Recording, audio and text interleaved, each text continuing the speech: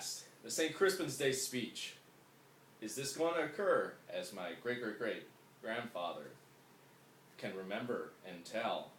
For he was a most loyal personal guard to the honorable liege, Henry V.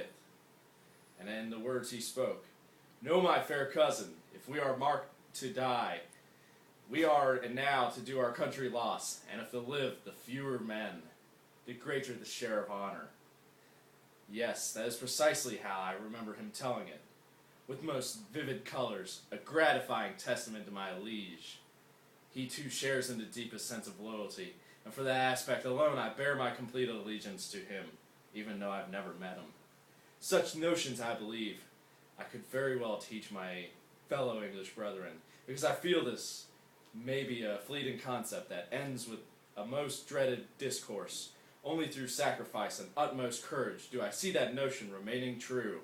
My own countrymen could not live this standard, and therefore I exiled myself, after the most tragic event of my family being slain in cold blood, over a small crop dispute. Honor is my moral compass, and will always be there for me. And in his words, such outward things draw not my desires, but if it be a sin to covet honor, I am the most offending soul alive. My liege, no truer words could be spoken to fully submerge oneself in the notion of honor.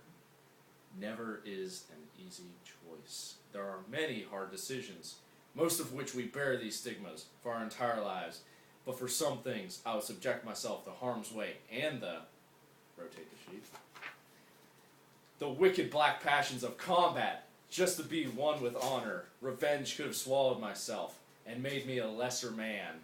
But remembering my family and how they would want me to take the right path, I chose to serve in my family, and thus instead of vengeance, I bespoke of being filled with a righteous passion which emancipated my soul and bound me to the concept of honor. And as you said, this feast is called the Feast of St. Crispin. He that outlives this day and comes safe home will stand a tiptoe in the day is named. Surviving that day apparently with such bollocks. The amount of French bodies slain was unnerving, but no amount of their losses will ever outweigh the few that we lost on this field of honor. That is the burden that we will carry. Those survivors of St. Crispin's Day, they will always bear that cross.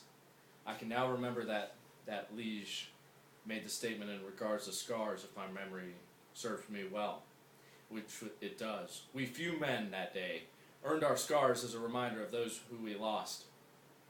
But more importantly, the brave sacrifice that we are all willing to take, not just for our country, our liege, or for some name, but for the man standing beside us, every one of us. We few, we happy few, we band of brothers. For he who today sheds his blood with me shall be my brother, and he ne'er so vile. There's no better salute to those who are on the battlefield at St. Crispin's Day.